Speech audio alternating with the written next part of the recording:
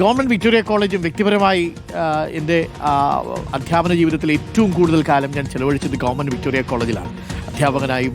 Okay, അപ്പോൾ ആ college എന്ന് പറഞ്ഞു കഴിഞ്ഞാൽ ഇപ്പോഴും നമ്മുടെ ഉള്ളിൽ ഇങ്ങനെ ഒരു ഒരു ഒരു ഒരു ഒരു ഒരു എന്താ ഒരു പ്രത്യേക ഭാവമാണ്.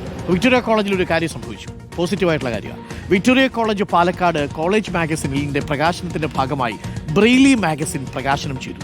കാഴ്ചപരിമിതരായ വിദ്യാർത്ഥികൾക്ക് കൂടി കോളേജ് മാഗസിൻ വായിക്കുക എന്ന ലക്ഷ്യത്തോടെയാണ് ബ്രെയിലി രൂപത്തിൽ കോളേജ് മാഗസിൻ പുറത്തിറക്കിയത്. എഴുത്തുകാരനായ ബെന്യാമിൻ പുസ്തകം പ്രകാശനം ചെയ്തു. സിനിമാ താരം മിൻസി അലൂഷ്യസ് ചടങ്ങിൽ വിശിഷ്ടാതിഥിയായി പങ്കെടുക്കുകയും ചെയ്തു. അതിൻ്റെ മറവിയുടെ മാനിഫെസ്റ്റോ എന്നാണ് ആ മാഗസിൻ്റെ പേര്. നല്ലൊരു ആശയമാണ് അല്ലേ?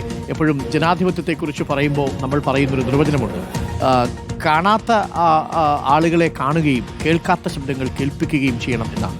അതുപോലെ ഈ കണ്ണ് കാണാൻ പറ്റാത്തവർക്ക് സൗഹൃദമുള്ളൊരു സ്ഥലമായിട്ട് മാറണം. അതിനൊരു മാതൃക കൂടിയാണ് വിക്ടോറിയ കോളേജിൽ ഇപ്പോൾ പുറത്തിറക്കിയിരിക്കുന്ന ബ്രെയിലി ലിപിയിലുള്ള മാഗസിൻ. അങ്ങനെ ഉണ്ടാവട്ടെ, അവർക്കും വായിക്കണമല്ലോ, അവർക്കും ജീവിക്കണമല്ലോ നമ്മുടെ നാട്ടിൽ.